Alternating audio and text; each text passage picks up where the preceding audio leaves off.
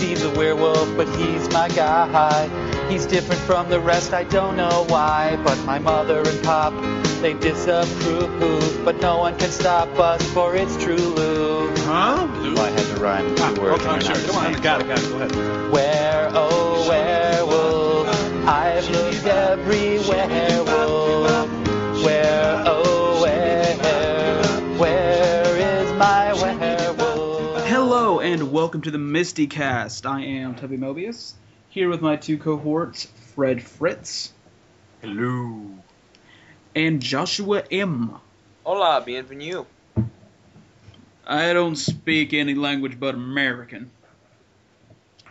I speak double-barrel shotgun. I speak Fluently. drunk. Having Canadian citizenship, I speak fluent Canadian. Hey. Living in the South, I speak fluent drunk. Oh, okay. Helps that I'm Irish. Anyway. But, yes, welcome to the MSTieCast, and tonight we have a very special treatful. As you may know, there is an actor named Martin Sheen. And there is an actor named Charlie Sheen. But you know, one of their relations starred on Mystery Science Theater, or at least starred on one of their movies. Two of their movies. Three? No, just two. Just two. That was the joke. Yes, Joe Estevez. But I hear he gets a residual for all other bad movies, though. Yeah, he's crafty like that. Yep. Crazy like a gray-haired fox. But yes, two films on Mystery Science Theater. Werewolf, episode 904, I believe. Correct. And 1001 Soultaker. And I just call it 1000 because it's easier. Correct.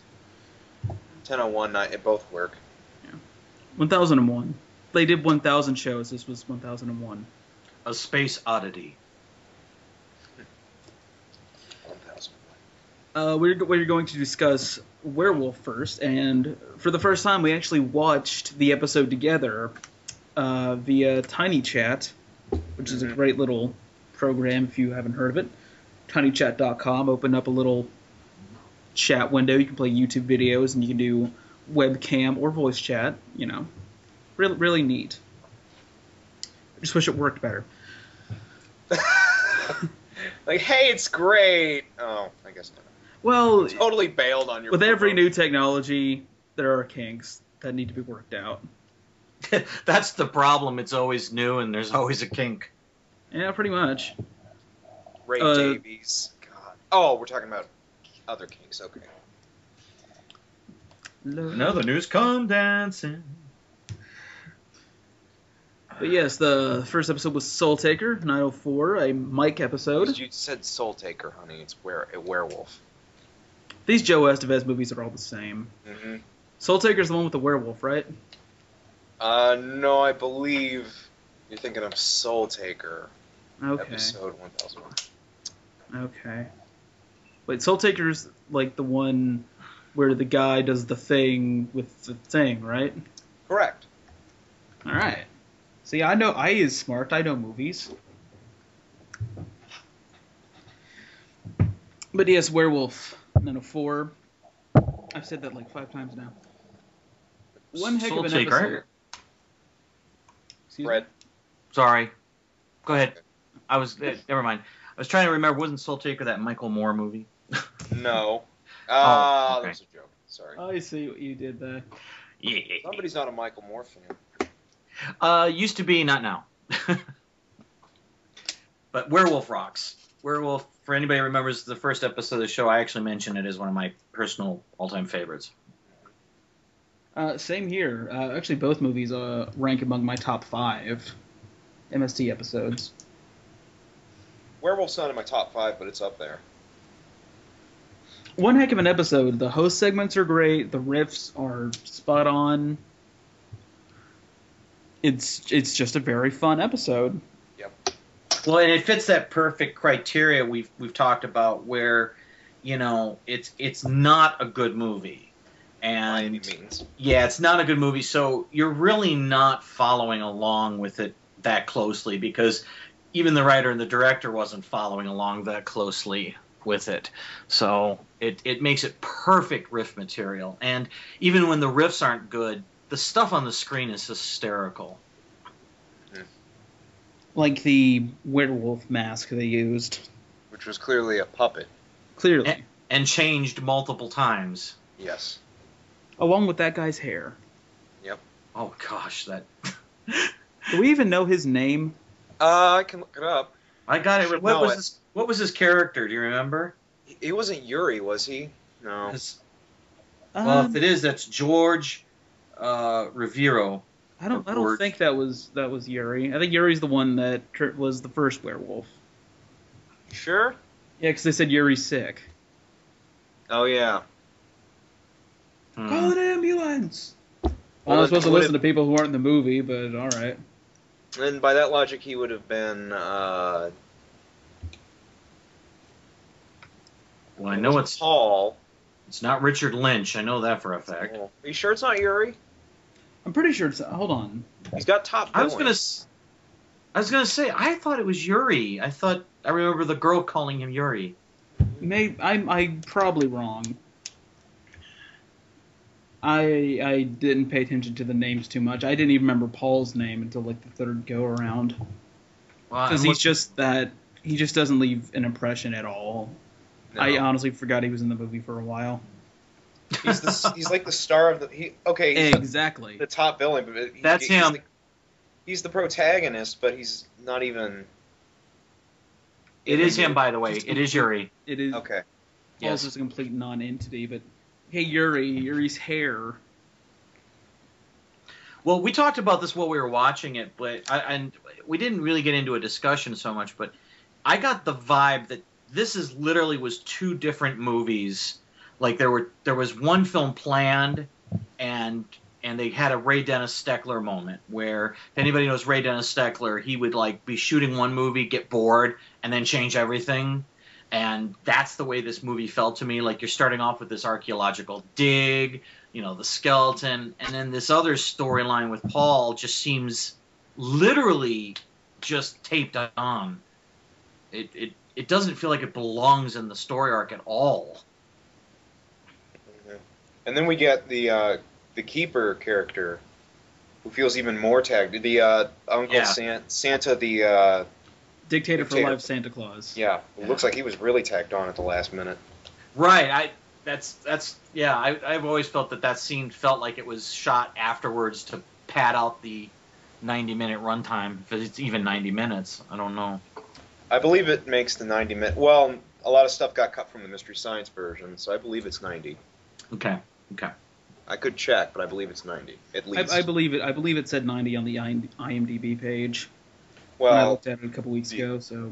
they may have just said, well, the Mystery Science version's 90 minutes, so we'll just call it that. That's true. That does happen. I would like to add, though, that this has, I also think, one of the most clever film-related gags with Mike pricking himself on Crow's metal and turning into a crowbot. Werecrow. Werecrow, that was it. A Werecrow. Well, your voice will change inexplicably every 7 years or so. You'll find your... What are the other ones? You'll find yourself ordering salad spinners by the truckload from QVC. What's the magazine they had to hide? You'll have to hide a certain magazine. I can't remember. It was something that isn't really that dirty, but... No, it was just something stupid. Yeah. I think it was something about cheese. I honestly don't remember. I'm not going to look it up. He's from Wisconsin, maybe? I don't know. Crow? He's from... Mike. Mike, maybe. I would like to say that the Werecrow Mike turns into was pretty nightmare-inducing. Yeah. It looks like the... did you ever see Atomic Brain? I have not. No. They do the Invention Exchange sketch in that one is Crow dresses up like Dr. Forrester and Servo dresses up like T.V. Frank. And so to retaliate, Dr. Forrester dresses up like Crow and Frank dresses up like Servo. And it looks... Werecrow looks a lot like the suit that... or the same thing that Trace wore when he was... Forest Crow. Forest Crow, yeah. Which, incidentally, is the name of the Mystery Science Theater discussion board. Forest Crow. I don't know where they got that.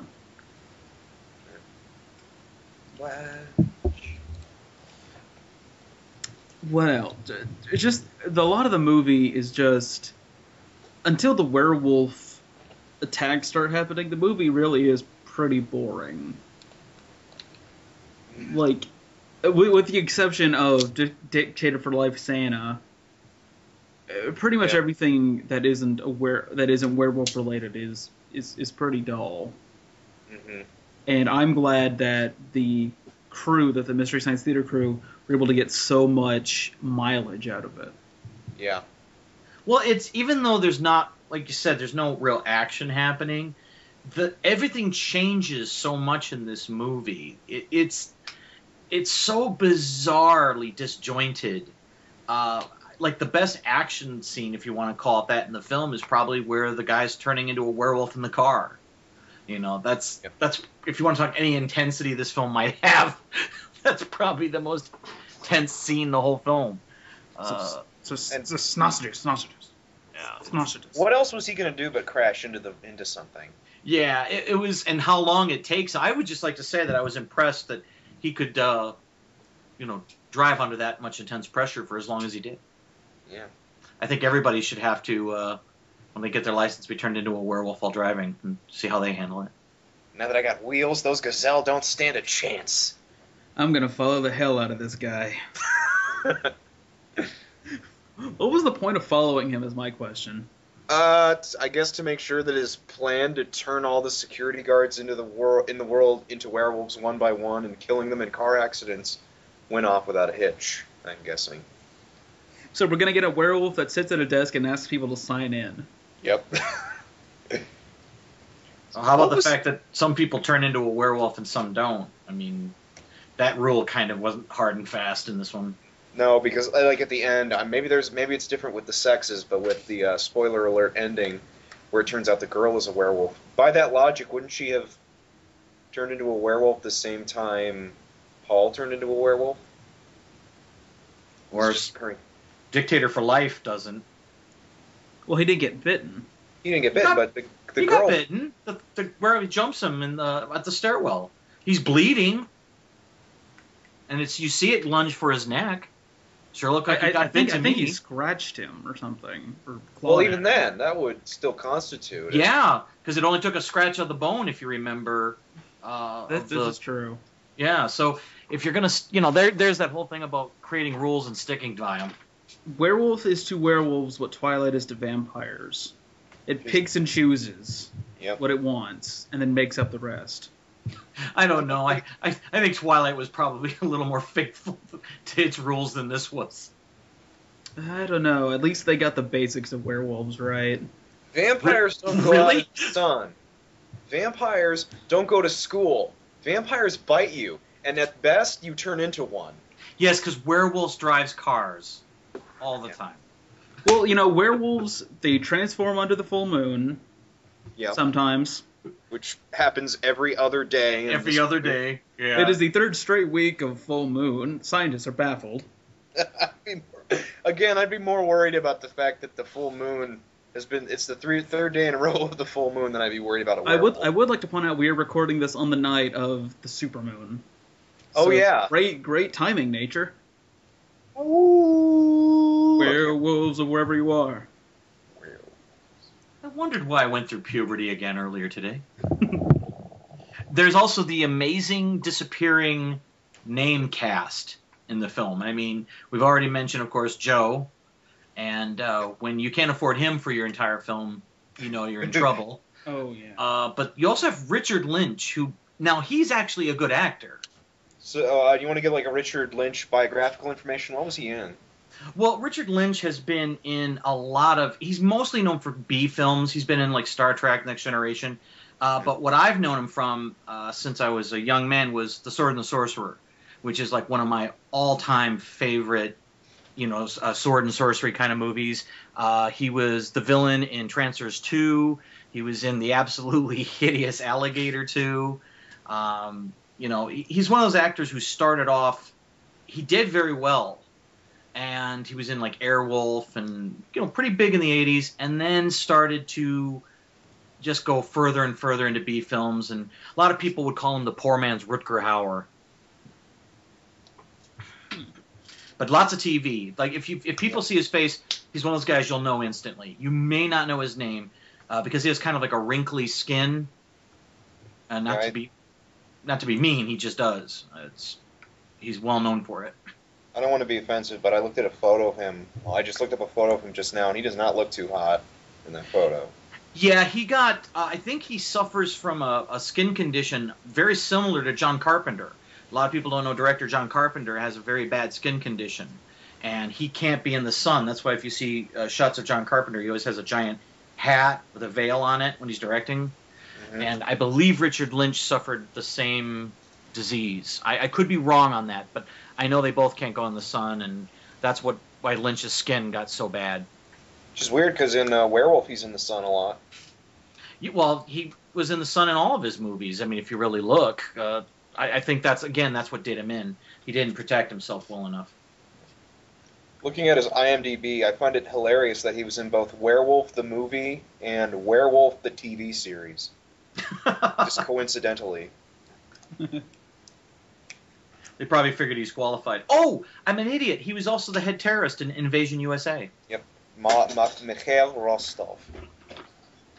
Like I said, if people look up a photo of him, they'll know him instantly. You'll know him instantly. Yep. But I'll always remember him from Sword and the Sorcerer. Galactica 1980. No. Oh. Yeah. And I'm sorry, I've been quiet throughout that exchange, but I really know nothing of the actors, so I figured I would let them tell me. Well, that'll be me during Soultaker.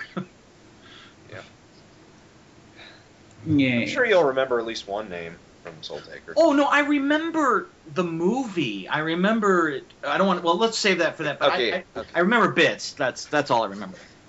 Okay. What other thoughts do we have on Werewolf? I just remember there was a lot of kind of insanity in that movie that makes no real world sense. The harpsichord music at the bar. Oh, yes. The bar. Let's go to the bar that has lovely harpsichord music. And they got like 50-year-old women that look like they're going to a bingo game walking in there. And giant bikers. Yep. Yeah. Toby Ramone. Rack 'em up. People say rack to me a lot. Okay, we got to talk about her. Yeah. Oh, her. Oh, we refer to her as her. What about Paul, though? Paul changing into the werewolf at the bar, and absolutely no one noticing. Yes. We can't forget Whar-wilf? Hey, Paul, you're really turning into a werewolf over there. Free ball, corner pocket. Sorry. We shouldn't laugh, but... Well, we're not laughing at our own jokes. We're laughing at Mystery Science jokes. Yes, those are... Yeah, that was one of the better ones. Yep. But the girl, yes. The girl. Was... What is her name, Josh? I didn't want to look it up. I really don't care. I don't want to know if she did anything else besides that. Okay, I will look up that. I'm not going to tell you her name, though, because I don't think she deserves any kind of recognition. Well, I believe she's Adriana Miles. I'm guessing at that. That's her name. Mm-hmm. And I'm looking at her IMDb, and I see that she was in Nemesis. Oh my gosh, is that the Albert Pune Nemesis? It is. Yep. This is quickly turning into 6 Degrees of Albert Pune. Richard Lynch and Sword and the Sorcerer and this. And that is her only, other than her role as Natalie in Werewolf, that is her only 2 credits. That's absolutely fascinating. Okay, was she foreign? Yes. Because it just seems so fake sounding. I believe she is foreign, because I don't think anyone can make up an accent that bad. I'd be surprised, but God, that was just such a fake accent. Like, nobody talks like that. Well, I was cracking the joke when we were watching. She kind of was like the female equivalent of Connor McLeod. You know, it's in lots of different places. Just a very weird accent. Okay, assuming that that's a real accent, then what the heck country was she from? She's from lots of different places. Yeah, like, because it's weird because she has an American it's like American, Swedish, Russian. Romanian, German. combined. She's Connie McLeod. Good one. I made that during the movie, but you guys didn't hear me. No, I didn't. She's hideous, I though. could see her in a bad episode of Highlander the series. Yeah, I could. I could definitely see that. Well, there's another thing that when you put, like, watching a bad actor or actress is one thing, but when you put them against a halfway decent actor, like her scenes with Richard Lynch, she's like, it just kind of screams at you. Yep. Or even her scenes with Paul, because the guy who played Paul, he didn't seem like that bad of an actor. He seemed like he could be decent if he was given something better. It was the fact that he had a script that... So we talked about this. Do you think that the script was one of those things where he said, don't change anything, say it as is written on the page? Possibly. The director? I'm going to say, this is probably going to be, somebody's going to say I'm a bigot for saying this, but it is something I've noticed about foreign directors directing American-style movies, that they always seem to think that's how Americans speak, and they're very adamant about it. And just check out Troll 2, the documentary about Troll 2, and the director's like, no, I know how Americans speak, and wouldn't let him change a single word of dialogue. And I can totally see this guy doing that. And I mentioned God, something I along hope- the... I'm sorry, go ahead. Which, God, I hope Mr. Zarandast isn't listening to this. Because, boy, it's going to screw our chances of ever getting him on the show. Well, what you don't know is he listens to everything that mentions his name. Well, if we say, like, hey, we would like you on the MSTieCast, like, oh, cool, I'll just check out an episode. Oh, no! Well, I don't think we've said anything vicious or mean. I mean, it's how we're perceiving it. He Yeah. does seem like... I saw him briefly in one interview, and he came across like that. Again, it wasn't trying to be vicious or mean, but it did sort of seem like he was one of those guys. Because you just got to wonder how no one knows something like this is bad. You know, that's the part where you're just like, well, nobody tried to improve this? I can see that. And what I was going to say is, on the topic of foreign directors who do that, I mentioned this when we were watching a movie, but there's a Power Rangers season, and I'm really, really showing my geek colors here, but there's a season of Power Rangers, Wild Force, where they brought in Japanese directors who had directed the original Sentai. Super Sentai. Yes. Yeah. And they didn't speak English very well. And they wanted the actors, specifically the Red Ranger Cole, to pretty much say it exactly as he was told, and that led to a lot of really awkward pauses in his dialogue. Stuff like, I don't know much about these aliens or intergalactic battles, but I will do whatever it takes to defend the Earth. Yeah. Lots of pauses. Well, and now that I think about it, we talked about this during the live feed. Again, you look at someone like, say, George Lucas with Star Wars, all right, the original Star Wars. The script was hideous for Star Wars. Yes, okay, it was. if anybody's read the original script, it's awful. And Harrison Ford gave that famous quote about, George, you can write this crap, but you can't say it. And it's a well-known fact now that George pretty much deferred to Alec Guinness whenever it came to the actors and the dialogue. And all the actors fought to change lines and make them their own. And George basically allowed it because of Alec Guinness. He was the GOAT, but, Alec Guinness wasn't afraid to stand up to Lucas. Lucas was nobody at that time. Next to nobody. And, Guinness, of course, was, a world-renowned actor. So he got to stand up to Lucas and finesse the film, finesse the script, and that's why it's halfway watchable today. I'm being facetious when I say halfway watchable. But you look at a film like this, and nobody cared. Or the prequels. Yeah, if you want to continue the Lucas analogy, by the time you get to Return of the Jedi, where Lucas put down the Iron Fist, and director Richard Marquardt said it was a horrible experience for him because Lucas wouldn't allow him any latitude. Because everything that happened on Empire, Lucas said will never happen again. Which is funny because Empire is the best of the batch, many people think, and Absolutely. And that was the one that had the most amount of creative leeway out of the entire trilogy, because Lucas couldn't be there for everything.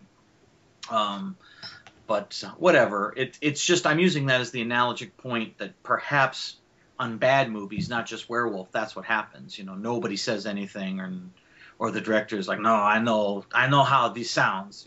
You must speak this way. And Tony Zarandas doesn't actually sound like that or listen to the show. I apologize. I'm thinking of the guy from Troll 2 when I do that. I can't think of his name all of a sudden, but that's how he sounds. He's got that Italian, I was about to say, Zarandas didn't sound like that in his one he sounded... scene. Because he's an Iranian, I think like his father... Again, I hope he's not listening to this. I think his father is Iranian, and I think his mother is like Mexican-American. I could be wrong. I know he's like somewhat Iranian. And so he would have an Iranian accent. Well, I don't know an Iranian accent to do, but like I said, I was basically thinking of the Troll 2 guy. Which is funny. If you got to see Best Worst Movie if you've never seen it. I need to, but I haven't yet. Can you find it online? I mean, not like torrented, but I mean like on It was on Hulu for a long time, and I think it's on Netflix. I can actually check for you right now if you want. I didn't see it on Netflix last time I looked, but that was a while ago, so it might be by this point. I know that the Ed Wood documentary was on pretty good. Because I actually talked with people that knew and worked with Ed Wood, rather than some of these later documentaries where you talk with some guy who never actually met Ed Wood, who considers himself an expert. Yeah, I consider did you ever see the Manos Hotel Torgo? No, I haven't seen it all the way through, but I've seen most of it. Yeah, it's not worth watching, really.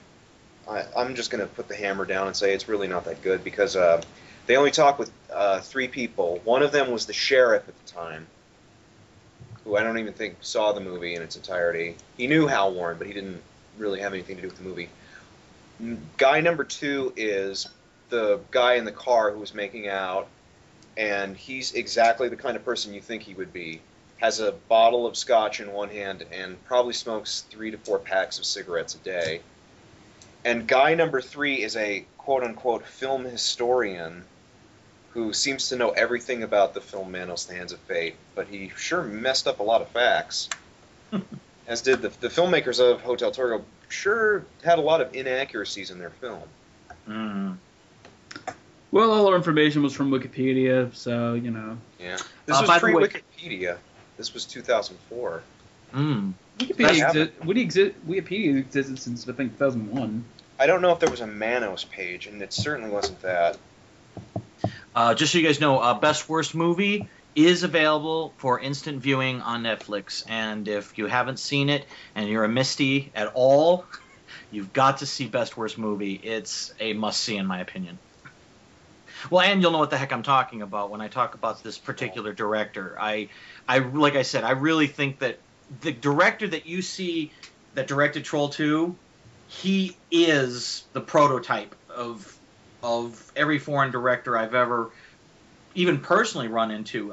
There was a gentleman, I will not name names in this particular case because the movie didn't happen, but there was a film I started on that the money fell through, the financing fell through. It was a disaster and people lost some money. That's why I won't mention names because this may be like a litigation thing. I was just a worker on it. But the director in that was Italian. And even some of the people that had come to America were from Dario Argento films, had worked on Dario Argento films.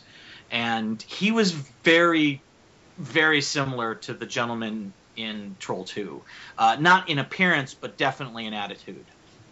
Maybe we should plug some actual good foreign filmmakers that made American movies. Like Roman Polanski. Do we have to? He was a foreigner. He made some good movies. He did some crazy things subsequently, but he made good movies. If you mean drug an underage girl and rape her, yeah.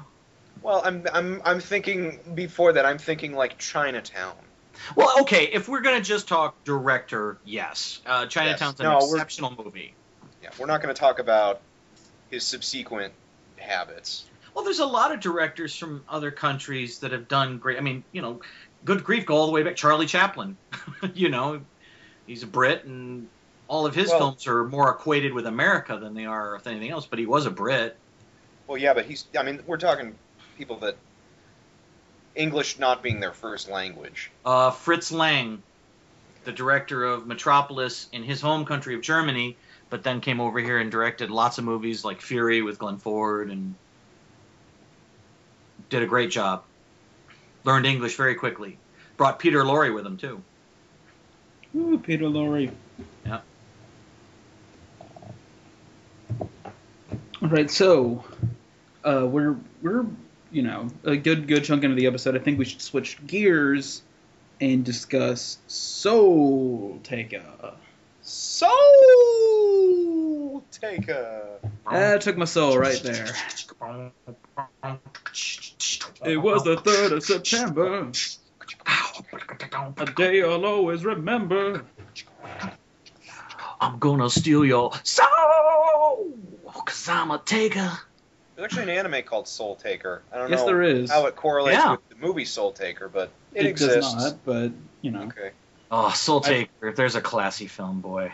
There's a film that actually is trying to be a serious film. Yep. And it doesn't work. Because I saw an interview with I think it's on the DVD, too. For The actress. Soultaker? Yeah, I think it was man, this is so long ago.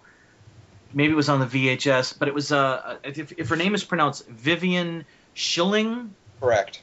and she actually wrote Soultaker as well. Yes.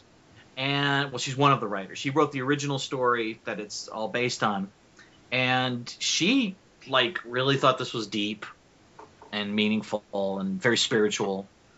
So there we have kind of an ouch moment. Ouch.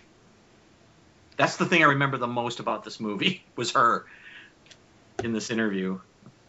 I'm looking at the VHS and I don't see any kind of special features on it. Then it must have Doesn't been. mean they're not there, but Well, I know for a fact that maybe it was Future Shock, because she did another film called Future Shock. and she talked about it on that one. Because Okay. I mean, there's definitely no doubt I saw an interview with her. I mean, where I saw it, I can't say. It might have even been on HBO, for all I know. Remember when they used to do those in between all the time? Yep. Not on HBO, but on a lot of networks. I remember that. Yeah. Actually, something I found kind of interesting. I was on the Wikipedia page of the guy who plays Brad in Soultaker, the long-haired dude, dude. The guy who's long hair in back, distracting you from his short hair in front. Yes. I'm actually looking at his Wikipedia page, and he was also in Future Shock with what's her face. Vivian Schilling. Yes, he was credited as male dancer,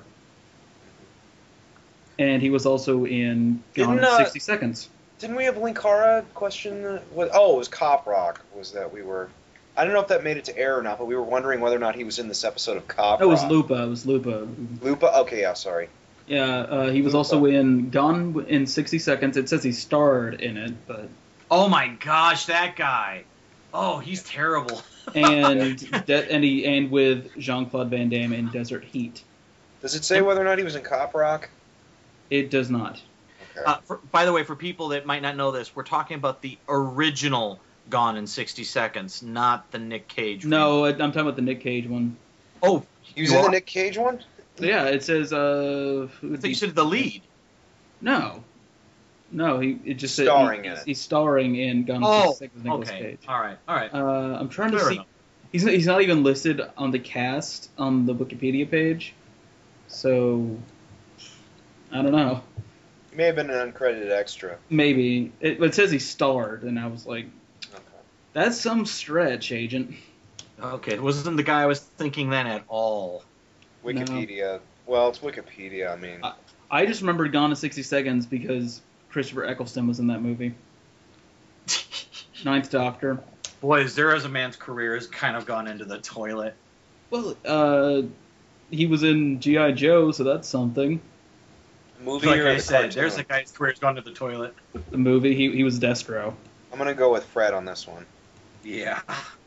I kind of like G.I. Joe. You stand alone in that. It wasn't nearly as bad as the Transformers movies. Okay, no, all right. No, I'm sorry, Toby. I'm going to have to murder you now. Oh God. Because that movie's it's terrible. Come on.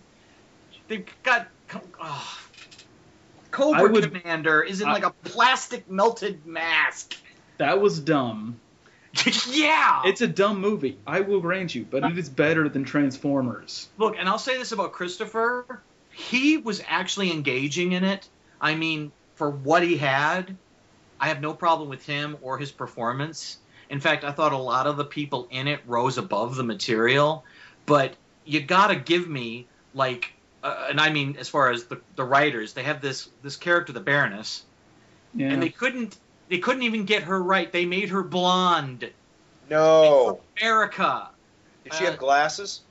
Well, this all happens later. She gets the black hair, the glasses, and marries a baron, hence becoming a baroness. But she's a blonde American who becomes brainwashed, dyes her hair, and then becomes the baroness. Give me a freaking break. You couldn't even get that one right?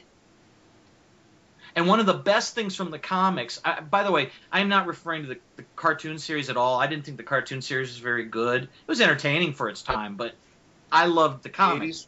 Yeah, I read the comics, and they were actually pretty good. They were very melodramatic. And there was it was one of the first comics of its type to have villains in love, and that was Destro and the Baroness. That was totally unique. And they even stripped that away from the movie. So, no, they were hit with a brick as children, the writers. They were obviously. They ate paint chips. Sort of Hey, like Christopher Eccleston was also in The Borrowers. Neat. the movie? Yeah, the new live one. action one with John Oh, Goodman? no, the new one. Oh. It's a British TV movie. It also had Stephen Fry in it. Oh. Cool. Might be worth checking out then. I think Eccleston is one of those actors he's not big in America, but he's still big in England. Well, he's a good actor. I mean, I'm not picking on him. Picking on the movie. Yeah, it's. I was just saying, like, he left Doctor Who after one season, and he said he wasn't coming back, and that was irritating. Yeah, and it was like, good grief, look what he left it for. He did that movie where it was going to be a series of films, but they never did them all. It was like a sword and a sorcery Seeker. kind of. Seeker, the Seeker. And I think they made that into a TV show. Oh, did they? Okay. Yeah, it's like a syndicated TV show. Kevin Sorbo's in it. Okay, well, but Christopher's not in it, right? I don't think so. He's probably not. He probably couldn't afford him. He was on Sarah Silverman program once as a parody of Doctor Who. Dr. Laser Rage. I'll bet he's regretting leaving it now. And he was on Heroes Probably. like twice. Yeah, that's right. I remember on Heroes. Flawed. He was the invisible guy. No, he could control the weather, I believe. No, he was invisible because he turns invisible when he gets shot and you never knew what happened to him. I didn't watch Heroes, so Okay, yeah. Fred is probably right. I watched like maybe five full episodes of Heroes, and that was just because Seth Green was on. Well, Heroes was a disaster of another type, but we don't want to go too far. Did it end in a cliffhanger or something? No.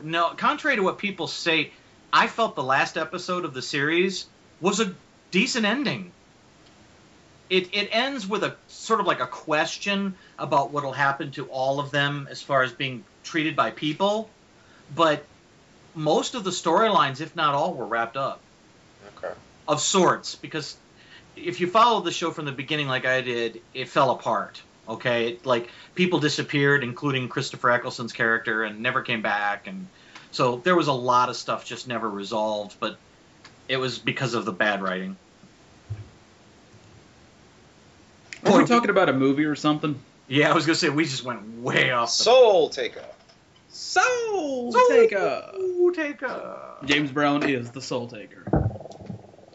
By the way, there's another one that's really worth seeing, though, for how bad it is. I mean, I don't remember the movie vividly, but I remember that the MST was really freaking funny. It's great. Number 2.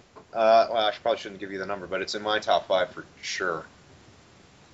Which movie we're talking about now? Soultaker. Oh, I thought you said another. I thought you no, were another started as talking about another movie. In reference to the fact that Werewolf is another great Thus one. my confusion. Yes. So, Soultaker is again in my top 5. Honestly, it is my favorite episode of all of them. Your fave? My absolute favorite episode. We have the return of Joel. And TV's Frank. TV's Frank. And Border Fries. And Gorditas. Now, did we ever look that up? Was Border Fries a Taco Bell thing, or was it a? Okay. Now, because again, my memory not as good as you guys are amazing at this, so I will definitely bow on that. This is the episode then where Joel came up to do the repair. Yes. Okay. And TV's Frank comes back as a Soultaker because he got kicked out of Second Banana Heaven because Pat Buchanan had it in for him.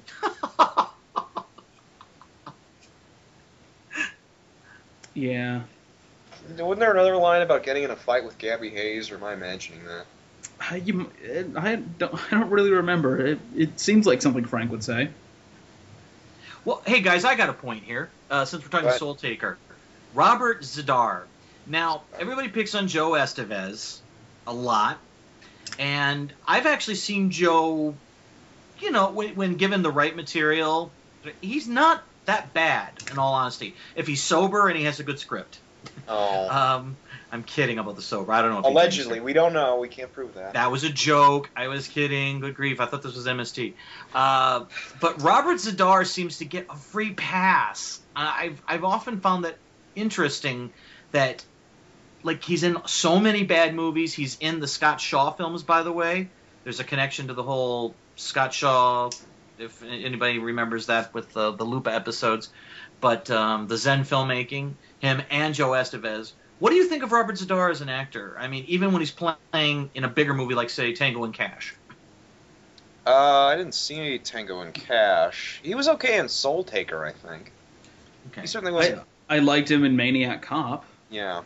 Well, he doesn't really do much talking in that, but he didn't do much talking in Future War either. So physically, he's got a presence. I'd say that. Mm-hmm. I don't know if that's a compliment or not, but he has a look that is his own. You can't. I don't think anybody out there looks like Bobby Z'Dar. No.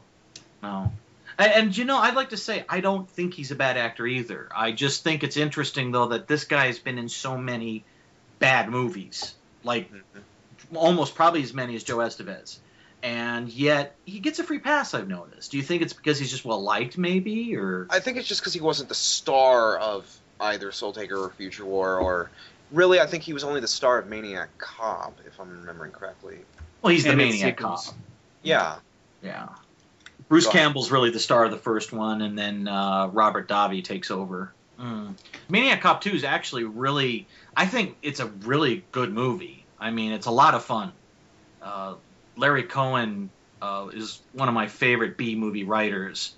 He did, like, Q, the Winged Serpent. When we had Chad on, he talked about that. Yeah, Larry Cohen writes really fun dialogue and fun characters, and he makes just crazy, insane ideas work. The Stuff, The Ambulance with Eric Roberts. Yeah, he's great. But yeah, Maniac Cop 2 is actually worth checking out. But yeah, Z'Dar is, like I said, he's not bad or anything. He's fun in Tango and Cash. It's not a big role. And Joshua, you've got to see Tango and Cash, man. You'll freaking love it, I promise you. To answer your question, why is Joe Estevez sort of given the flack he's given, I can answer that easily. He's Martin Sheen's brother. Yeah. He's a member of the Estevez family. That's an open invitation. My nephew made Mighty Ducks. Yeah. Well, if I may, I said, why does Robert Z'Dar get a pass, was my exact wording. Okay. I wasn't trying to say, why does Joe Estevez get picked on? I was questioning, why doesn't Z'Dar get picked on? Z'Dar get picked on as much? I think it's just because he's ancillary. I mean, it's like Frank Stallone. Frank Stallone gets picked on, because he's Sylvester's brother. Yeah. Well, and imagine being a member of the Estevez family, but not even a popular member of the Estevez family. That's gotta be Tito of the Estevez family. Yeah. Yeah, that's actually a good analogy. Tito Estevez. If you said Tito Estevez. Okay, who's with the glove and the glitter? The Estevez nobody loved. But yeah, I mean, you got Charlie Sheen being crazy. You got Martin Sheen being a bleeding heart liberal. You got Emilio being a great director, being an 80s icon. Where does Joe fit in with that? Charlie's too busy winning to care. Okay. Well, yeah, and Joe, like I said, I wish I could remember. I saw Joe do some TV, and he wasn't bad. You know what I mean? It's not like you look at some actors and you go, okay, you're never going to, you've never done a good performance. You're a terrible actor or actress, or I don't want to start naming names because then that sounds vicious, and we're here to have fun, not be mean. But there's a particular actress I have in my head, and she just never was good in anything. And, but Joe, I've seen him do decent. So I just wonder if it's one of those things where he could never get out of the shadow, and maybe I heard the rumor is he likes the bottle. So it makes you wonder, because when you see him get involved with those Scott Shaw films, you think, how low do you have to go to get into that type of production and not realize it's that bad? Do you think that he prefers low budget? Is that a possibility? I would say yes. Because I've looked at a lot of IMDb, and he doesn't, I imagine he's been offered a lot of big name stuff, but he doesn't seem to want to take. He doesn't. Even really, really bad actors are in big budget movies occasionally. Well, Lance Henriksen, who's obviously a very good actor, people ask him all the time, why are you in so many bad movies? And he says, those are my alimony films. Basically, certain actor. Well, for an actor, I did this on my on Movie Apocalypse with director Bob Clark. He directed Murder by Decree, and years later, he is now more infamous for Baby Geniuses. And the films he did in the end of his career before he was killed by a drunk driver were all not good films, okay? And they don't even resemble his early work, like Porky's and From the Hip and Turk 182 and Christmas Story and Murder by Decree. These are all good movies. The guy who directed Baby Geniuses directed A Christmas Vacation? Yep.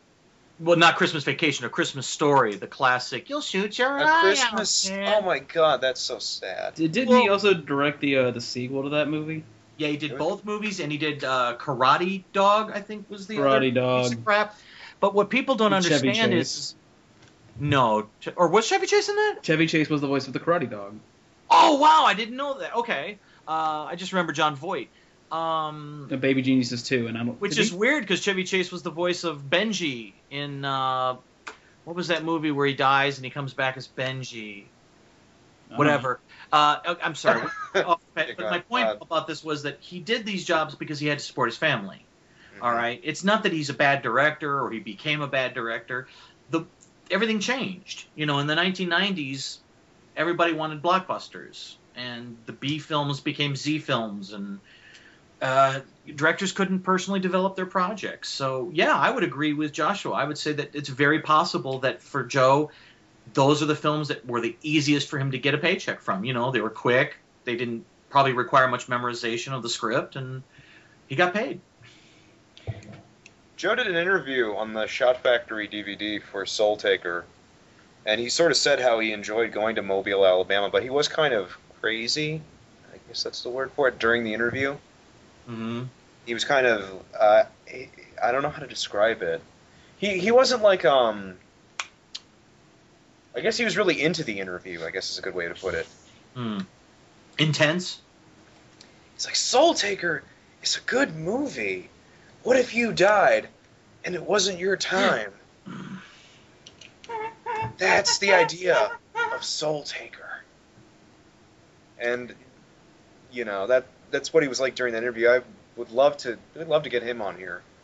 But, you know, I don't know if we can. Well, then maybe he's the equivalent of tone deaf. You know, somebody that tries to sing, but they're tone deaf, and they don't know it. He must be, you know, intensity deaf, because he was like, you know, and he sort of says, we knew we were making a good movie. And he said, you know, we were just kids he said we were just kids at the time, and I think he was like 40 when he was making that movie. I think he was like 40 or 38 when he was making that movie. Oh, boy. Which I don't justify that as being a kid. I think we know where Charlie gets it. Yeah. Come on. They got an intense family. I was just going to say quickly, I mean, if you remember, Martin Sheen had a nervous breakdown right on Apocalypse Now, and that was, you know, way back when. I thought it was a heart attack, or was it both? Well, they're not sure which caused which, but he had a nervous breakdown that led to a heart attack. I mean, if you watch the footage, the entire sequence, I think it's in Heart of Darkness, the documentary, it's pretty scary stuff. I mean, it's an obvious mental breakdown. Oh, I couldn't watch that movie. I watched the March of the Valkyries scene, and I cried during that movie. I can't sit through it. You mean the documentary, The Heart of Darkness? No, the movie Apocalypse Now. Oh, yeah, it's an awesome movie. It made me cry. But yeah, Joe he took over. Like, he was in some scenes after Martin had his heart attack, wasn't he? In Apocalypse Now. Joe was, did you say? Yeah, Joe was he like took over certain scenes in that movie. They don't have that in Heart of Darkness, but I wouldn't doubt it. I think you're right. I do recall hearing somebody took over for him, so why not Joe Estevez? There was an interview on YouTube with Joe where he said that.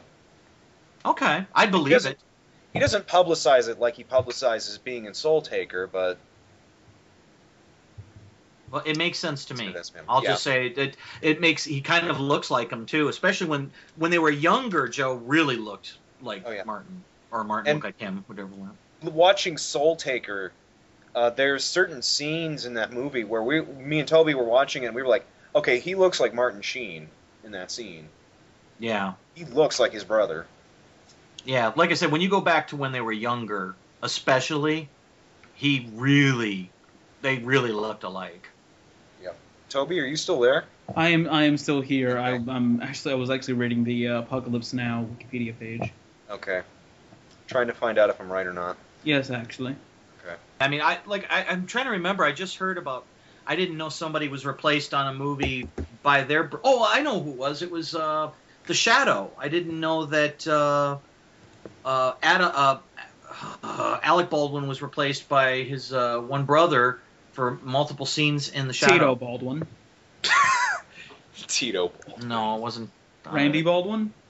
Trying to remember if it Billy was... Baldwin, Daniel Baldwin, and Stephen Baldwin are the three. I believe it was the first one you said. Daniel? Daniel. I believe it was Daniel. Daniel, because supposedly Stephen hates Billy, and Stephen really doesn't look like Alec. No, I'm pretty sure it was Daniel, because Daniel looks the like tall, Alec. slender one. And the last one you mentioned was kind of a husky guy. So Daniel, Stephen was in you know him from Biodome, and well, I know Stephen Baldwin's very well. No, it was not Stephen. I can say that without a doubt. Okay. It was one of the other two. Daniel was in Homicide: Life in the Streets. That's what I know from. So it's one of the other two brothers, and I didn't know that he actually played. I always thought it was Alec Baldwin just in the makeup. And no, when he had the mask on, it was his brother. Interesting. Yeah, I didn't know that. I didn't know. It's been a long time since I've seen that movie. That's one of those movies that I want to see a remake to, but I want it done right. I want them to go ahead and remake Green Hornet, but not, be terrible. I think you'll get that wish. I really do. Green Yeah, Hornet? it's going to be called Lone Ranger. Oh gosh, have you seen the photos for that? No. Oh, Johnny Depp as Tonto. It's painful. Enough said. It's painful. That's offensive. It's painful. Yeah. You can't have a white guy play Tonto. I mean, you had a white guy play Tonto in the original. I think that's what Lone they're thinking. Ranger. Well, if they did it the first time, it's kind of like when they remade the Jazz Singer Yep. And they put him in blackface, and it was the 80s. Yep. I liked no. the jazz. Oh, no, No. I'm thinking of all that jazz. It's like, no, you cannot get away with this in the 80s. I don't remember them putting Neil Diamond in blackface. Yeah, the beginning when they're... the very beginning. Yeah, you're Yeah. right. Okay. Wow, see how long it's they been? didn't do his hands, which is how they got caught. That movie deserved a Razzie. Yeah, it did. They're I don't- coming to America. If anyone hasn't seen it, go watch Film Brain's review of that. If you haven't seen the movie, it's pretty funny. Of which I one? love- The jazz singer? Of the jazz singer, of the 80s jazz singer. I loved them talking about it on I Love the 80s 3D. That was great. Yeah. He never sang jazz. Why Guys, is he you're- called the jazz singer? Yep. You're. I don't know if is anybody else having trouble hearing, because all of a sudden everything's going silent to me. No, I'm hearing everything fine. Okay, everything's fine. all right. It's clear again. You're clear again. Cool. Okay. You can edit that out. It was wavering really bad though. I mean, like really. It's probably just like a connection blip. So, back to what I was saying. I'm sorry. Why was he called the jazz singer? He wasn't singing jazz. Because that was the name. I don't care. I don't care. Neither did they. Yeah. Who directed It's that true. movie? I don't remember. Oh gosh. Go ahead. I was just gonna say I don't think I've seen it all the way through, to be honest with you, which would explain why I didn't remember him in the beginning. I I'm know looking it up. that was right around the time that Sir Laurence Olivier had given up on being an actor. Yeah, actually, Film Brain makes remarks of that a lot. Like, I have no son. I have no dignity. I mean, this was at a time when he would have taken anything, as evident by the fact that the next year he was in Clash of the Titans. Yeah. Who are we talking about now, by the way? Laurence Sir Olivier? Laurence Olivier. That's Olivier. Yeah, well, he was in Marathon Man. When did that come out? I can. By the way, to answer your earlier question, it's Richard Flesher was the director of The Jazz Singer, who did the wonderful Conan the Destroyer, and Amityville 3D, Oh, goody. and Red Sonja. It just gets better and better. Also, Ernie Wait. Hudson was in The Jazz Singer for like a second. Was Minnelli the love interest? In The Who's Jazz love Singer? interest in Jazz Singer? Lucy Arnaz. Arnaz, okay. 1976 for Marathon Man. Okay, so no, Laurence Olivier is still in okay movies in that point. It's in 1980 when he agrees to be a jazz singer when you realize that he's given up on being an actor. Yeah. And maybe life itself. Because I liked Clash of the Titans. I was going to say, I think not only do I like that movie, I like his performance as Zeus. It's a lot better than Liam Neeson's very over-the-top performance, that's for sure. There were a lot of plot holes in Soultaker. Chief Yes. among them being, why is it that we can knock the Soultaker out with a club, but we can't shoot a Soultaker? Well, let's call that the Superman of the old serials theory, you know, where like you can shoot him with bullets, but he'll duck if you throw the gun at him. Actually, we discussed this during the movie, and I actually came up with a theory. A good theory. Basically, if he knows it's coming, he can make himself intangible or whatnot. Because he is a spirit, and they do possess that ability in lore. Because he's been around for so long, he knows how to do this, and the reason the main characters can't is because they don't know they can do it. So he can just make himself intangible when she shoots him, but he wasn't expecting to get hit. So down he goes. Okay. There were some other moments that made me wonder. The other big one is how long does it take them to realize that they're souls? I mean, come on. Like when the gas station attendant is ignoring them. Come on, you had to have known at that point. No, because then the movie would only be about 40 minutes long. It also really annoys the living heck out of me, and we talked about this, is the scene where they call 911, but because they're souls, the 911 operator can't hear them. and therein the 911 operator hangs up. 911 operators don't do that. I honestly don't remember the operator hanging up. I remember No, them she hung up. I remember them saying hello, but I she don't hung remember up. a click. But She hung up on I'm taking your word for it. It was also in an episode of there was an episode we talked about this, an episode of Goosebumps where the same sort of thing happens, where she's a ghost and the 911 operator doesn't hear her and the 911 operator hangs up. You know, I'm gonna go to the bat for 911 operators on this one. 911 operators do not hang up when they don't hear a voice on the other line. They trace the call and then they send an ambulance, a fire marshal, and a police officer because That sounds right. Because sometimes, let's say there's a guy in your house. You dial 911, and then he comes up to you. You're not going to say, "Hey, guy, I'm calling 911. Hold on." You're probably not going to talk. Or if you're having like a heart attack and you pass out, you dial 911 and then you pass out, they're going to trace the number and make sure you don't die. So that's the thing about that annoys me, is the fact that she hangs up on them. They don't do that. Yeah, or you dial 911, then you realize you got a quiche in the oven and you gotta go watch it. Just such an inconvenience. I'm gonna have to put my heart attack on hold. I need to check on my quiche.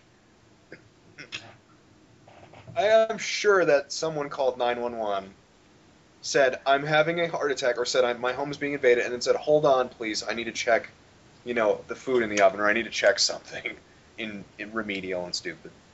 Hold on a second, I gotta go to the bathroom. I gotta go to the bathroom too. Oh no! I really do have to go to the bathroom, and I've been holding it for a while. So. Oh, we can pause it. You want to pause? I can get some more tea.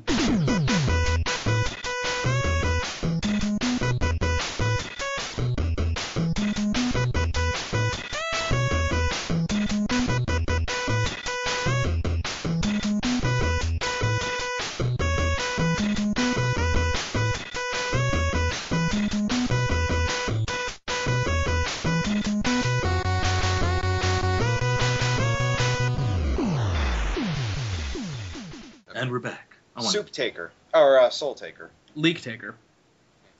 Yes. Sorry, I thought we were doing Pat Benatar.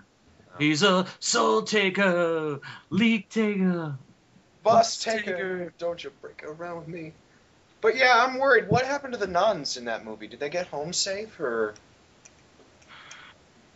That's I think that's one of the great unanswered questions. Mm-hmm. Wasn't there like a lot of... And guys, help me with this. Have you seen Future Shock? I haven't.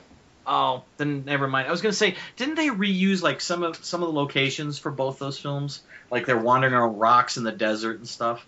Soultaker was in Alabama, so I don't know about that. Then that's not what I'm thinking of. Then. Okay, yeah. Soul taker. So yeah, I have a question. I don't know is anybody here in like the police force? No. No. What are the odds of like if your car does collide into a tree? What are the odds that the passenger side door will be thrown open? Oh well, my dad he's worked at several auto body shops, and actually that is quite a common occurrence.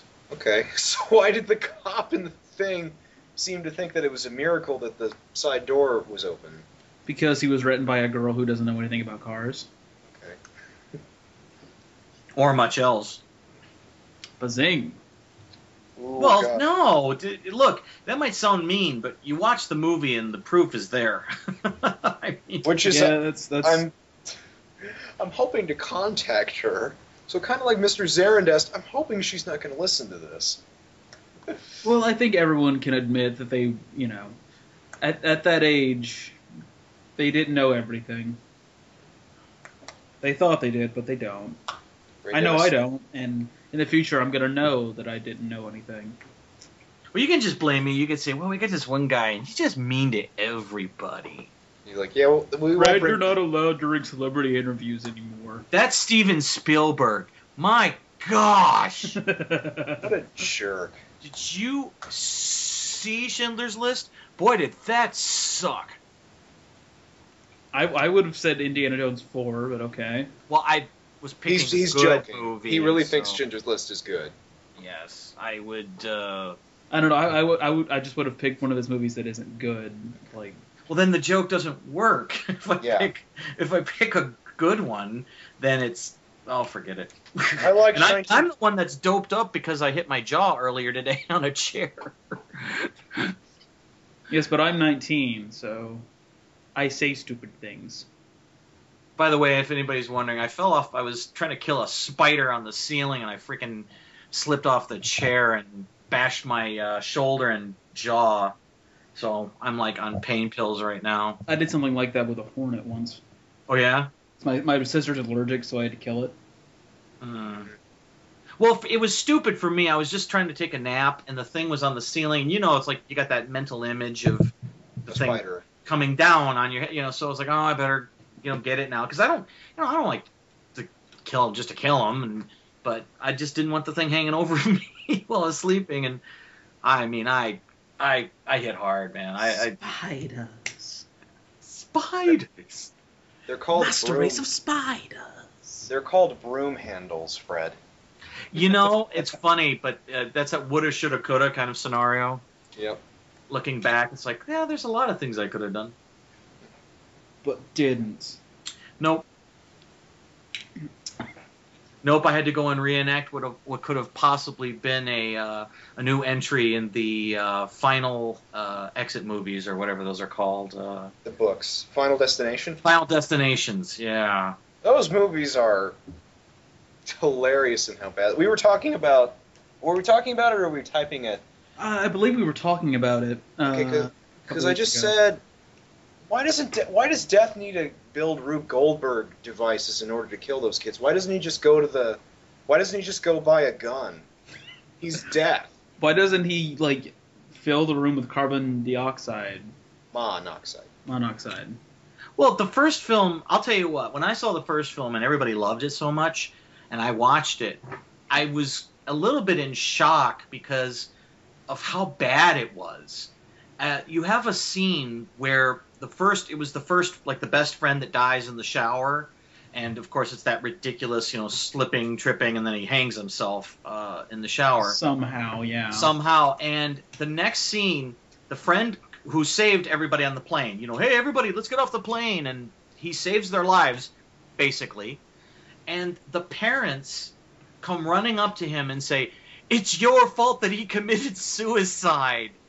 And I'm like, it's his fault for rewatch the movie. They actually blame him that he committed suicide because of what happened on the plane. You mean when he saved his life? That's a very badly written scene. It was, if I'm remembering correctly, it was written by the two X-Files writers. Yeah, Morgan and Wong. Not one of their better works. I'm sorry, and I like their work because they did one of my favorite TV shows was not X-Files, Millennium. Yes. And they did some exceptional work on Millennium. But, I'm not crediting the Final Destination films as their better work. And then they directed Dragon Ball. Oh, yeah. I fell down into a burning ring of fire. That pretty much sums up their careers, doesn't it? Yeah. Well, they had some really bad episodes of X-Files and Millennium, so I mean, it's not like these were offshoot, like never saw that coming. But you'd think with a major motion picture, they'd put a little bit more into the writing structure. Actually, I kind of like to think that that's what happened after Soultaker, after Death didn't take them. It became a Final Destination movie. Well, and go ahead, Fred. No, you go ahead, please. I was going to say that at the end, that Joe, maybe he was lying, but he says you can never go to heaven, or you can never something, implying that now they can never go to heaven or anything because they were supposed to go when they died in the car crash, and now that they're alive, they can't. What's the term? They're going to be limbo. Ghosts. They're going to be in limbo. Yeah. So it's actually a really sad movie when you think about it. Well, again, I like to think that he's lying because he was trying to get her to come with him, and he's kind of a dick. Well, it's funny. You brought up that we accidentally brought up the Final Destination in that these movies that deal with when you try to personify death, okay, when you literally put a face to death and have it like being a job, it's sort of interesting, but I guess none of them really work ultimately, if you think about it, when you do it that way. They all kind of fall in. There's just too many questions.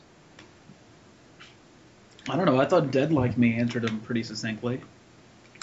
Yeah, but Dead Like Me went for comedy, though, also. Yeah. And they were playing it with an edge of humor, and really it's almost like Final Destination, the comedy. I'm pretty sure Final Destination movies are comedies. Yeah. Yeah. But I'm saying like a get pretty legitimate crazy. comedy. Yeah. It's just that I'm talking about whenever you try to play this as scary and try to be serious with it, it just doesn't work. You know, it's like if it's Jason or Freddy or somebody chasing you, that's one thing. You know, it's mortal versus mortal, basically, or, you know, you're alive. But when you've got a concept like death stalking you, you know, eventually he wins even if you make it to old age. Death's gonna win every time. Yeah, it's like if he was just patient. Yeah. Yeah, I just don't know. It's really the question of why did he have to do it now? Why did he have to? Yes, Final Destination or Soultaker? In pretty well, Soultaker, yes, but mostly Final Destination. Why does he have to take their souls now? Yeah. Yeah, Why it's does he have always to kill something. them now? Yeah, it's always something straightforward too that they escape. You know, a car crash or a bridge collapsing Roller or coaster.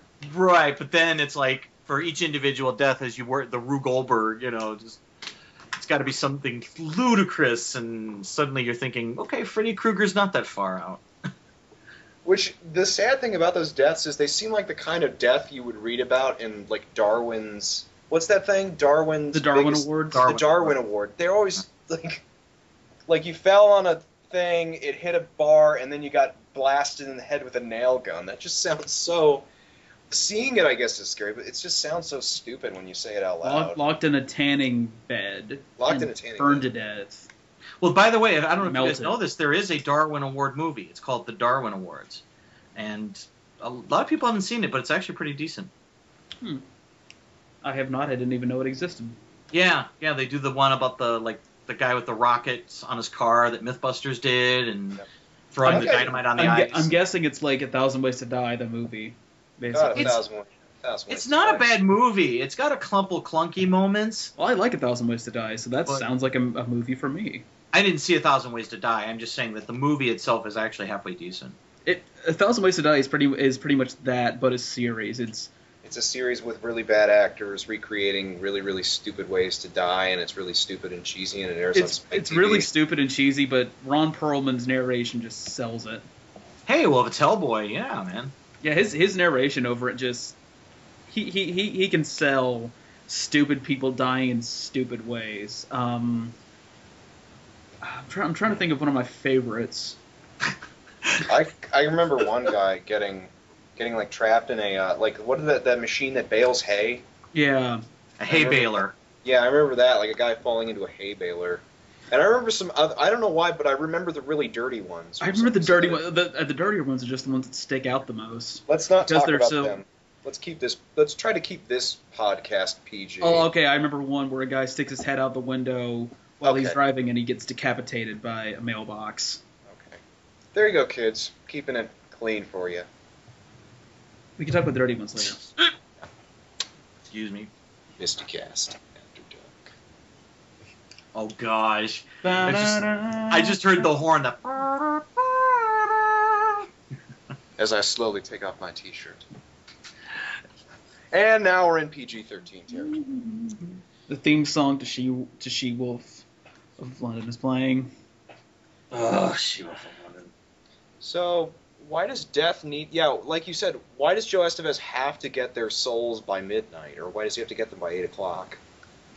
Because Robert Zadar makes a big deal out of it. He's like, you got to get it by 12 o'clock, or... What was it, Toby? The balance of the universe will be thrown off or something? Something like that. We said this multiple times during our viewing, Robert Zadar is pretty much his manager. Yeah. My monthly soul count is tanking. So it's like so heaven is run by low-level bureaucrats. Yep. Well, you think by this point in human history they would at least have like a better system worked out. You got 100 billion dead people. You got to come up with some system that works. This was so much easier when they didn't have cars. Yeah. Oh, that reminds me of the short, X Marks the Spot. Did you see that one? In King Dinosaur? No. It's basically this guy gets into a car accident, and he goes to like heaven, and the soul judgment, whether you're going to heaven or hell, is based almost solely on how good a driver you were. So there's no women in heaven. Whoa! Whoa! But yeah, you're right. It's basically, I just love that theory. It's like, well, you donated to charity, you helped out the homeless, you went to church every day, but you ran 4 red lights, so... Taking her wife to the hospital, so you're out. And then meanwhile, like, Mussolini, like, kills a bunch of people, but hey, he never violated any traffic laws, so... Hitler's up there driving a really, really nice car. Yep. Yay. God. How are you doing? Hi, honey, I'm home. And theme music. Da-dum, da-dum, da-dum. Oh, da-dum, da-dum. We said this, but that's really a show that probably could be made nowadays. Heil, honey. Have you heard of Heil, honey, I'm home? Fred? Yes, I've seen the. Well, he said me, but Brad. I know. yeah. I'm sorry, I didn't hear. Brad did it on Cinema Snob, and I saw the actual. I had actually heard of it beforehand. I'd never seen it at that time, but I had heard of it, and. There's like a list on Wikipedia of shows that were canceled after one episode, and that's sort of the one that everyone remembers. I don't know if you could do it today. I might actually disagree in the respect that it depends on the approach to it. Everything is very sensitive today with the political correctness, so it really depends on a lot of factors. For me, if Showtime can do a show that's basically just, hey, this guy's got a large penis, PG-13, then, God, who knows what they can do with television. Well, I think if they can get away with the Trey Parker Matt Stone show, That's My Bush, which was basically the Bush family sitcom. Yeah, but you're talking about a guy that was getting made exterminated 6 million thousands of lives, and you're portraying him in a light that's very that's different. I just would argue that you've got a lot of Jewish organizations that I think are really if they have a problem with the Passion of the Christ, you really don't think they're going to have a problem with Hail Honey I'm Home. I got a feeling that one wouldn't last long just based on the letter writing campaign alone. I didn't even really mean on television. It seems like something I'd see on like YouTube. Yeah, like somebody would. Oh, like on Blip TV. Yeah, if you're talking about like an independent thing, like what Ed Glazier's doing with his Ninja the Mission Force, yeah, which is awesome if you haven't seen it. Because Mel Brooks did a thing. Well, he's done a lot of Hitler jokes, but he did a thing called the Hitler Rap back in the '80s, and they couldn't air it. They couldn't air it on MTV. For 2 reasons. One, because of the whiplash from the making light of Hitler, but it was also overtly sexual, so that was the other reason it got the kibosh. But yeah, that one had a big campaign against it. So then again, so did the producers when he did the Hitler joke in that. So it depends. Springtime for Germany. Springtime for Hitler and Germany. I stand in my opinion. I would like to see Cosby and Hitler, the sitcom. It's like Bill Cosby. It was a "Whose Line Is It Anyway" joke. I remember that one. Where someone in the audience shouted Bill Cosby and Hitler as 2 roommates, and they couldn't do Hitler, but they could do Bill Cosby. Why couldn't they do Hitler? The running joke throughout for the same reason they couldn't make Heil Honey I'm Home. And then the running joke throughout the episode was they kept making Hitler jokes. They kept saying, you can make fun of Indians, but you can't make fun of Hitler, apparently. You can make fun of the cast of Baywatch, but you can't make fun of Hitler. Now, I'm thinking of that Simpsons joke where Bart tries to get Call Sarge. he tries to get Santa's little helper to be like a better dog, and then he shows him like Ren 1010 or something, and he's being attacked and he's attacking Hitler. Mm-hmm. He bit me in mine axis. And then the dog attacks the mailman because the mailman has a Hitler mustache. Grow a mustache, she said. It looks distinguished, she said. There's a lot of great Hitler jokes throughout society, but they really only work when it's like beating up Hitler or or they Captain make America. him the obvious. He's the obvious butt of the joke. Like Hitler working. I remember there's a great SCTV joke about Hitler found alive working at a restaurant in Detroit, Michigan, and there's like a sign that says "Get your meal cooked by Hitler." Which just made me laugh hysterically. And he's played by Andrea Romano. Or Andrea Martin, sorry. I keep getting Andrea Romano and Andrea Martin confused. Well, did you guys ever see Attack of the Killer Tomatoes? Yes. And they've got the guy, the master of disguise, and he's black. So there's a bit where he's a master of disguise and he dresses up like Hitler. And they go, "Who would fall for that?" And the guy walks in the door and he goes, "Oh my gosh, it's Adolf Hitler!" He tries to kill him. See, now I'm just thinking of the Chappelle Show bit, the Time Haters, where they go back in time and punch Hitler. I remember the Robot Chicken sketch where it's I can't say the title of it. It was Dicks with Time Machines. I said Yeah. I'll bleep it later. Where the guy goes back in time and he tells J.K. Rowling to write a book about something disturbing, something really stupid. I think it was like some kind of midget or something. Yeah, using his wording. And then he goes back in time again and does something else horrible. And then he goes back in time and like shows footage of Hitler using the restroom behind Hitler doing a speech. And it stops. And I guess it stops Hitler. And they changed the title to Heroes with Time Machines. Just made me laugh. Then again, I also remember going back to Hitler in Heaven, the one where the guy goes to heaven and Hitler's there, and he goes, "I'm just as surprised as you are."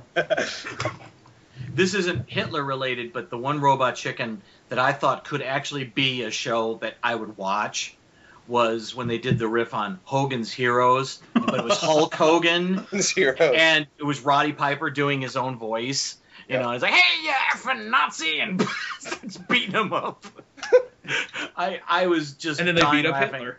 And I don't remember if Hitler was in it. Oh, but, yeah. They were showing Hitler around the facility.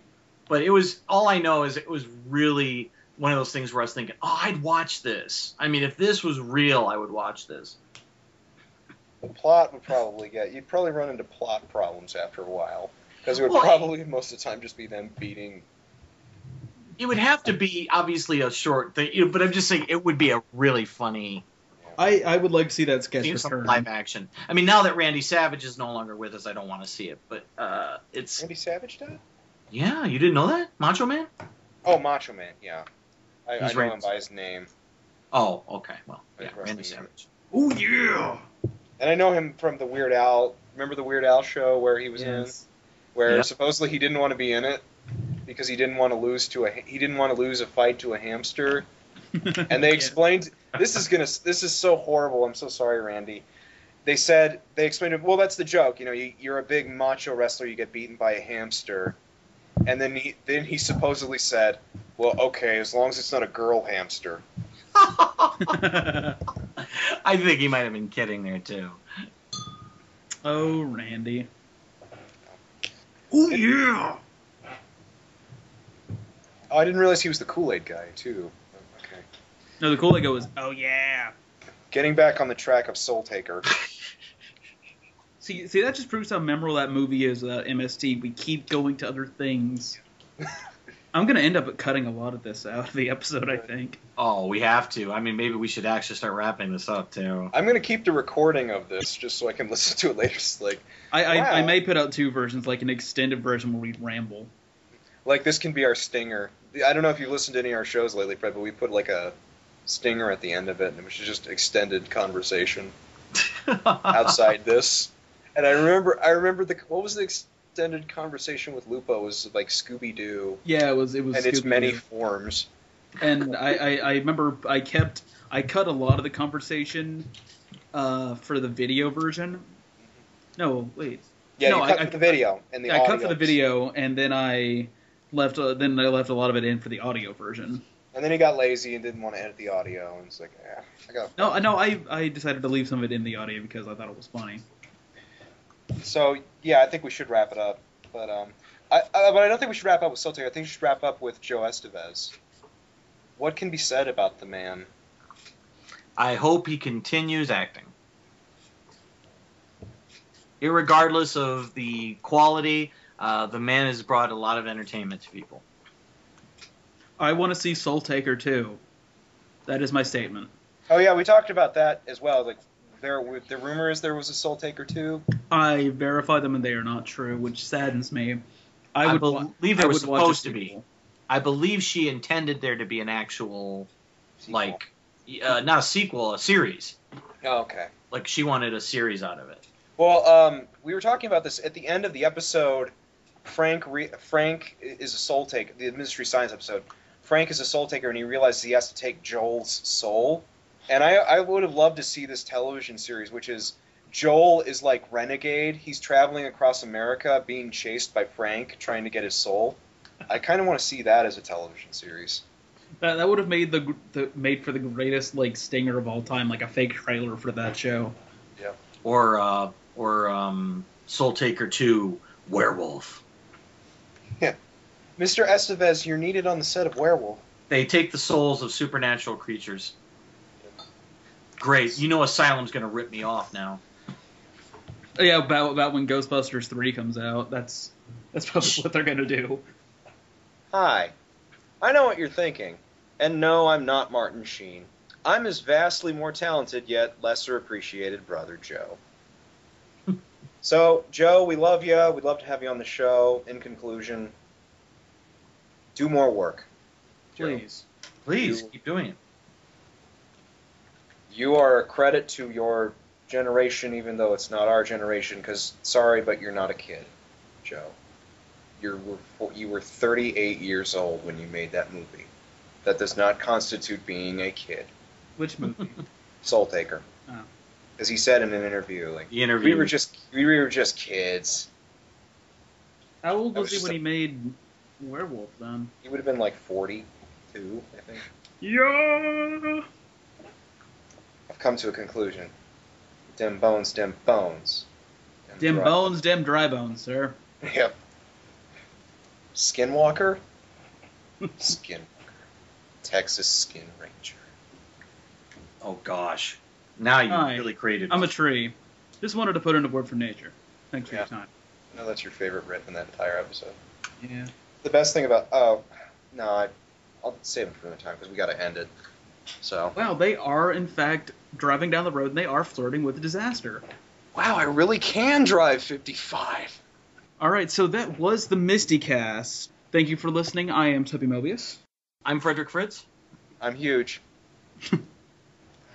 And thank you for listening. Goodbye. Play us out, boys. How well the Indian boy loved all the animals in the West. We will rock you. Tusk! Well, they ran through the briars and they ran through the brambles and they ran through the places where a rabbit wouldn't go. Gypsies, tramps, and thieves, we heard it from the people of the town. Tusk! High on a hill lived a lonely goat bird, lady yodelay, yodelay, hee-hoo. Here comes Santa Claus, here comes Santa Claus, right down Santa Claus Lane. Tusk! Give it away, give it away, give it away now. Give it away, give it away, give it away now. I've got a brand new pair of roller skates, you got a brand new key. Tusk! Admiral Halsey notified me we had to have a bath or we couldn't get to sleep. And the cat's in the cradle and the silver spoon, little boy blue and the man in the moon. In your Easter bonnet with all the frills upon it. One night in Bangkok makes a strong man crumble. chicks and ducks and geese better scurry when I take you out in Surrey. We were merely freshmen. Oh, Susanna, oh, don't you cry for me, 'cause I come from Alabama with a banjo on my knee. It stinks.